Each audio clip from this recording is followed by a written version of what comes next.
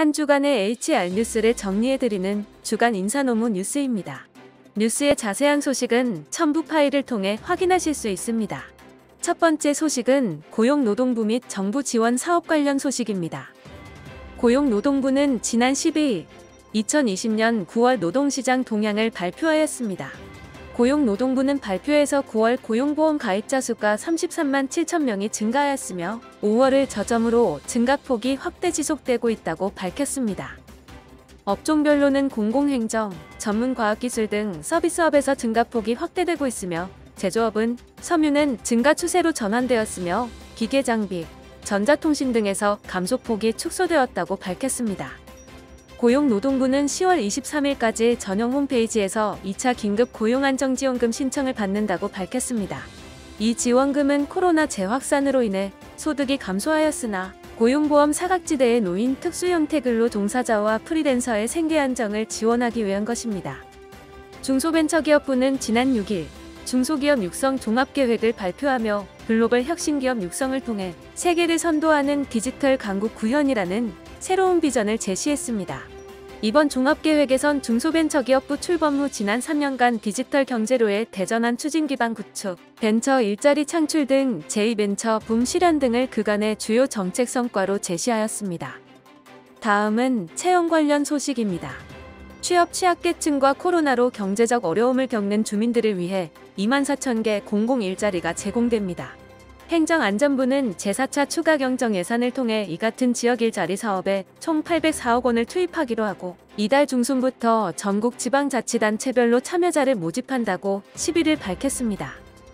코로나 재확산으로 올 하반기 채용을 미루거나 취소한 기업이 전체의 절반을 넘는 것으로 나타났습니다.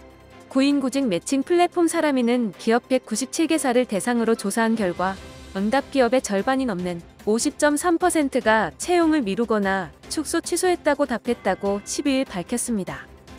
다음은 보상 관련 소식입니다. 2017년 공공부문 비정규직, 정규직 전환 정책으로 공공부문에서 일하는 무기계약직 노동자라는 뜻의 공무직 노동자가 급격하게 증가했습니다. 공공부문 비정규직, 정규직 전환 정책의 한 축인 고용안정은 이뤄냈지만 처우 개선은 아직이라는 지적이 이어지고 있습니다. 코로나 사태에 따른 강화된 사회적 거리두기 여파로 8월 감소했던 실업급여 지급액이 다시 증가한 것으로 나타났습니다. 실업급여 지급액이 5개월 연속 1조 원대를 기록하게 된 것입니다. 또 전체 고용보험 가입자 수는 계속 증가세인 가운데 숙박 음식 및 도매 업종 등 대면 서비스업을 중심으로 여전히 고용 불안이 나타나고 있는 것으로 조사되었습니다. 한국산업은행이 지난 2019년 기준 금융위원회 산하 8개 금융공기업 가운데 남녀임금 격차가 가장 큰 것으로 나타났습니다. 정규직 남성 직원이 여성 직원의 1.5배가 넘는 임금을 받는 것으로 9일 파악된 것으로 전해졌습니다. 다음은 조직문화 및 글로벌 HR 관련 소식입니다.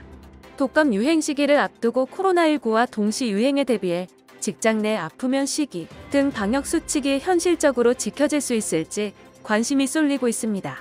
중앙재난안전대책본부와 중앙방역대책본부가 함께 마련한 생활 속 거리 두기 기본 수칙 제1수칙은 아프면 3에서 4일 집에서 쉬기입니다.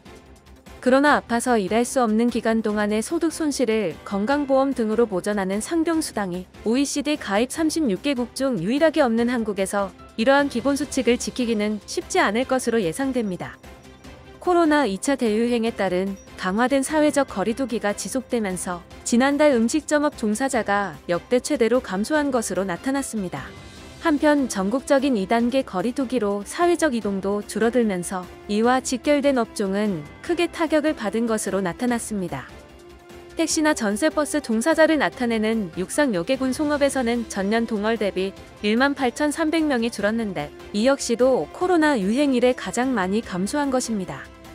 기업 10곳 중 6곳은 MZ세대 직원들의 국어 능력이 이전 세대보다 떨어진다고 생각하는 것으로 나타났습니다.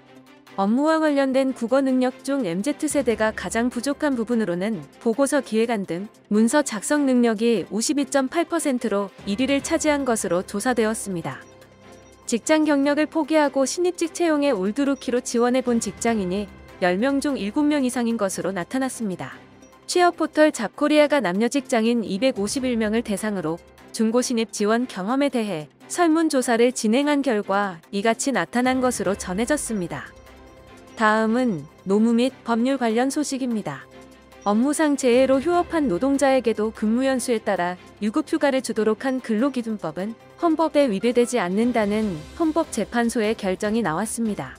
현재는 근로기준법의 연차 유급휴가 조항은 근로자에 대한 정신적, 육체적 휴양의 기회 제공과 문화적 생활 향상을 기하기 위한 것으로 입법 목적이 정당하다고 밝혔습니다. 또한 연차 유급휴가 제도는 과거 노동에 대해 보상하기 위한 취지로 설계된 것이기 때문에 휴가의 성립에 당해 연도 출근율을 요건으로 추가한다면 제도의 취지에 반하게 된다고 설명한 것으로 전해졌습니다. 임원은 계약직 근로자가 되고 당연히 기존 일반 직원일 때와 근로계약 관계가 단절된다는 서울행정법원에서 판결이 나왔습니다. 이에 대해 최여진 법무법인 태평양 변호사는 관련한 기존 법원 판결은 없는 것으로 보여 의미가 있다며 임원이 된 후 맡은 업무 등이 크게 달라지지 않았고 4대 보험이 유지된다고 해도 임원 계약 체결 당시 근로자가 계약직인 임원을 수용한다는 의사를 밝힌 점이 중요하다는 의미라고 전했습니다. 중소 중견기업에 취업한 청년의 목돈 마련을 지원하는 청년 내일 채용공제 가입자가 지난해 4명 중 1명꼴로 중도 해지한 것으로 나타났습니다. 청년 내일 채용공제는 중소 중견기업에 취업한 청년이 수년 동안 근속하며 일정 금액을 적립하면 기업과 정부가 돈을 보태 목돈을 마련하도록 지원하는 사업입니다. 회사가 도산하거나 사업주가 임금을 지급하지 못할 경우 국가가 대신 지급하는 최종 3개월분 임금 또는 휴업수당을 체당금이라고 합니다. 다소 낯설고 이해하기 어렵게 느껴지는 체당금이라는 용어를 개정하는 법안이 지난 8일 발의됐습니다. 이번 주 주간 인사노무뉴스는 여기까지입니다. 다음 주에는 더 좋은 소식으로 찾아뵙겠습니다. 감사합니다.